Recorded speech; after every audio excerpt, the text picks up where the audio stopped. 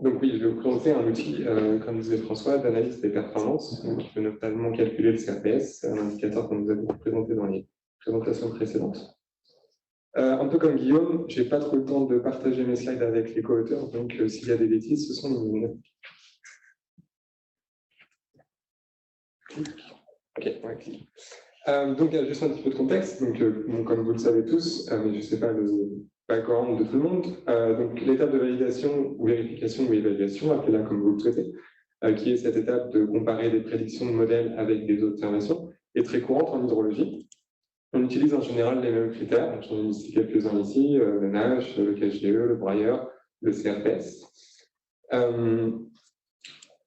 Pourtant, les outils qu'on utilise sont vraiment les mêmes. Quand on utilise des outils, d'ailleurs, on n'utilise pas toujours des outils, et ils sont spécifiques à des langages de programmation. Ce qui peut poser quelques problèmes, notamment dans les équipes où on n'utilise pas nécessairement toujours les mêmes langages de programmation, donc on ne peut pas utiliser les mêmes outils que nos collègues. Et également, les outils qu'on utilise ou qu'on nous met à disposition ne sont pas toujours open source ou bien documentés, ce qui peut aussi poser quelques problèmes. Donc, on a, au sein de l'équipe, souhaité développer un nouvel outil qui soit à la fois ouvert, donc open source, et polyglotte, donc qui soit utilisable dans plusieurs langages de programmation pour l'évaluation des prédictions de débit. Donc, comme j'ai mis sur les deux schémas en haut à droite, on fait à la fois de l'évaluation déterministe, donc si on n'a qu'une seule prédiction à comparer avec les observations, mais aussi dans un cadre ensembliste, si on a un ensemble de prédictions, on peut aussi calculer ces indicateurs. Alors, ça fonctionne comment? Donc, on a développé une pile logicielle polyglotte qui s'appelle donc Evalid, encore une fois. Donc, c'est basé sur un cœur compilé en C++, écrit en C++, qui implémente toutes les fonctionnalités et tous les indicateurs.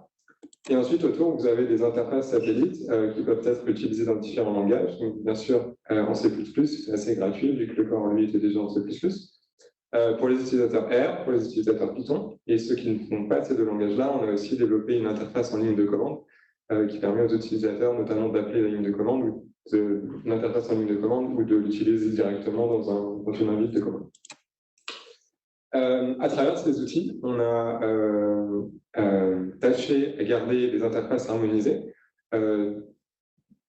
dans le but que les utilisateurs puissent en fait s'aider, même s'ils n'utilisent pas le même langage, ils ont l'habitude, ils utilisent les mêmes outils, les mêmes interfaces, donc ils peuvent aussi s'aider, ils peuvent aussi transitionner d'un outil d'un langage vers l'outil d'un autre langage. Et donc, il y a deux interfaces assez simples. Donc, si vous voulez faire du déterministe, vous avez une fonction qui s'appelle evalp. Si vous voulez faire du probabiliste, il y a une fonction qui s'appelle evalp. Et c'est donc à ces deux fonctions que vous demandez de calculer vos indicateurs. Et donc, j'explique. Donc là, je vous ai juste mis des petits exemples très très simples de ce que ça donnerait dans les différents langages. Donc, si vous parcourez en vertical à gauche et à droite, vous verrez que les interfaces sont très similaires. Donc, la librairie s'appelle evalid dans tous les cas et les fonctions s'appellent evalp et evalp dans les deux cas. Et l'ordre des paramètres aussi les mêmes et ont les mêmes noms. En termes de données d'entrée, donc on est parti sur des approches à chaque fois multidimensionnelles. Pour le côté déterministe, on s'est dit que du bidimensionnel, ce serait pas mal. C'est-à-dire qu'on peut traiter plusieurs séries temporelles à la fois, ce qui peut être opportun quand on fait des évaluations de plusieurs prédictions à la fois, par exemple des expériences de Monte-Carlo ou des approches multimodèles.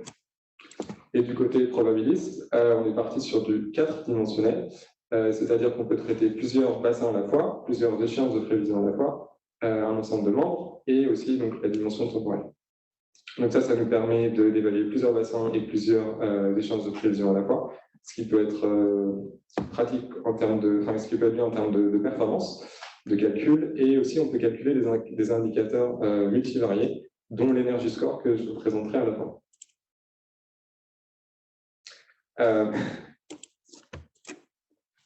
En termes d'indicateurs qu'on peut calculer, c'est des indicateurs assez classiques. Je ne vais probablement pas vous les lister un par un, mais donc à gauche, vous avez une liste d'indicateurs déterministes couramment utilisés en hydrologie, et côté probabiliste à droite. Alors voilà, donc j'arrive à la démonstration de quelques fonctionnalités.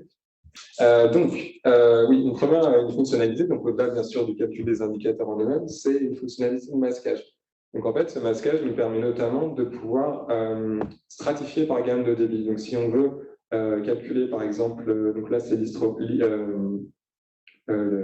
des rangs, si on veut le calculer pour les gammes de bas débit, les gammes de moyen débit et les gammes de haut débit, on peut le faire. Donc si on se concentre un peu sur le code à droite, vous avez en Python et en R juste deux exemples. En fait, c'est la partie masking conditions. Donc en bas, vous voyez que par exemple, on a utilisé la médiane des prédictions, donc cupred median, et on lui a dit on veut celles qui ont inférieure au quantile 0,3, entre le quantile 0,3 et le quantile 0,7, et supérieure au quantile 0,16. Donc c'est en gros, grâce à cette fonctionnalité, là qu'on a pu très facilement tracer la figure que vous avez à la gauche, qui contient donc 11 membres, et donc vous avez 12 rangs. Donc voilà, donc après on peut analyser la fiabilité, le biais sur les prévisions. Deuxième fonctionnalité assez intéressante de l'outil, c'est le bootstrapping. Donc là, c'est en fait étudier l'influence de la période d'étude pour le calcul des indicateurs et donc voir l'incertitude sur ces indicateurs. Donc si on a une période de 10 ans et qu'on prend des échantillons de 8 ans à chaque fois et qu'on fait un tirage aléatoire, on peut par exemple estimer l'incertitude. Donc c'est ce que j'ai fait là avec ce petit exemple où on calcule le Breyer score, skill score, pardon. Et donc sur le petit code à droite, vous pouvez voir que j'ai demandé 1000 échantillons. C'est n samples. J'ai demandé des échantillons de 10 ans à chaque fois, de longueur de 10 ans, donc c'est 10 blocs de 1 an. Et le summary, c'est ce que j'ai demandé une synthèse en termes de distribution de quantité, qui m'a permis ensuite de tracer les boîtes à messages que vous avez à gauche. Troisième et dernière fonctionnalité que je voulais vous présenter aujourd'hui, donc je l'ai évoqué, on fait du multidimensionnel. Et ça nous permet de calculer les indicateurs qu'on ne pourrait pas calculer autrement si l'utilisateur ne nous donnait pas tous les bassins ou tous les échéances à la fois. Donc il y a des indicateurs multivariés. C'est notamment le cas de l'Energy Score, qui est en fait une généralisation du CRTS pour plusieurs bassins, si on veut prendre en compte plusieurs bassins à la fois. Donc la figure que vous avez à gauche, j'ai pris les prévisions, les rejets de GLOPASS. Donc ça, c'est toutes les stations qu'ils ont en France pour GLOPASS.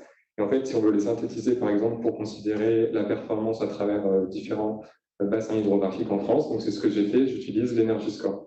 Et donc ça, c'est ce qui est possible grâce au côté multivarié de l'outil. Voilà, j'en ai presque fini. En termes de disponibilité, donc comme on vous a dit, c'est open source. Donc si vous voulez tenter de compiler à partir des sources, vous pouvez le faire. Je vous invite à le faire, donc tout est disponible sur GitLab. Donc, je vous le déconseille peut-être, vous allez avoir peut-être quelques problèmes. Donc en fait, on a aussi mis à disposition des binaires précompilés pour les 4 langages, donc Python, R, C++ et en invité comment.